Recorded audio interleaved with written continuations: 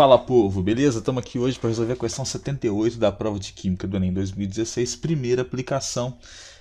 Vamos usar como referência a prova do caderno rosa, tá?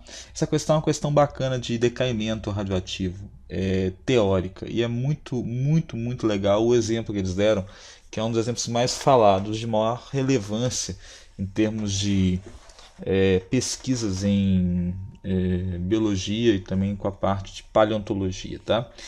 Essa questão fala o seguinte, ela é curtinha.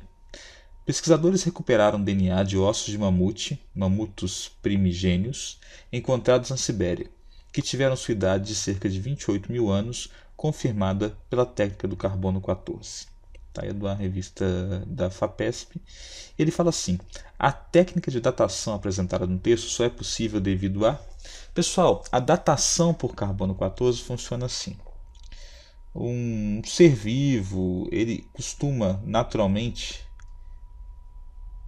ele tem uma proporção fixa de carbono 14 e carbono 12 enquanto está vivo. Essa razão aqui é fixa, tá? Acontece que com o passar, quando ele morre, ele para de repor o carbono 14. E aí o que acontece? Naturalmente, esse carbono 14, como ele é radioativo, ele começa a decair. Então ele decai a cada em torno de 5.730 anos a metade da massa que ele tinha inicialmente. Então o que acontece? Se eu sei a proporção fixa de carbono 14 e carbono 12 no ser vivo, e meço essa proporção depois num fóssil, por exemplo, eu consigo achar através da proporção no fóssil qual vai ser a data que esse fóssil parou de renovar o carbono 14. Em outras palavras, qual a data de morte desse fóssil, tá? Então, por exemplo, vamos supor que eu tenho o carbono 14 lá e eu vejo que o fóssil, eu encontro um fóssil que tem metade do carbono 14 que normalmente se tem nos organismos vivos. Então eu posso falar que esse fóssil está ali há 5.700 anos com tranquilidade.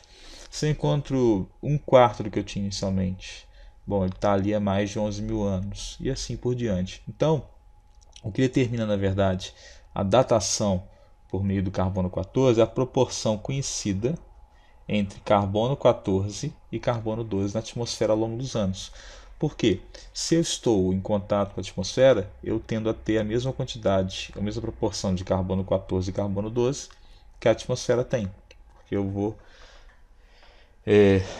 consumir, carboidratos, vou consumir glicose que vem das plantas que fixam o carbono da atmosfera.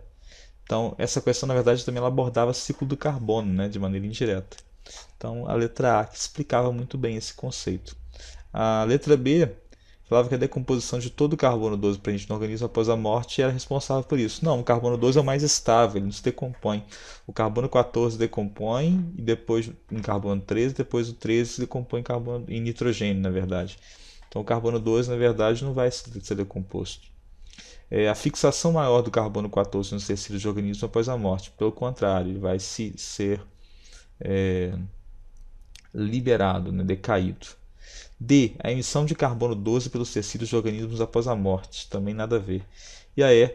Transformação do carbono 12 em 14. Não acontece isso. Então, a letra A, que é a letra correta. Essa questão te exigia um conhecimento prévio dessa técnica, de como é que acontecia, E também entender que o carbono da atmosfera, a proporção dos elementos da atmosfera é a mesma proporção que eles têm nos seres vivos.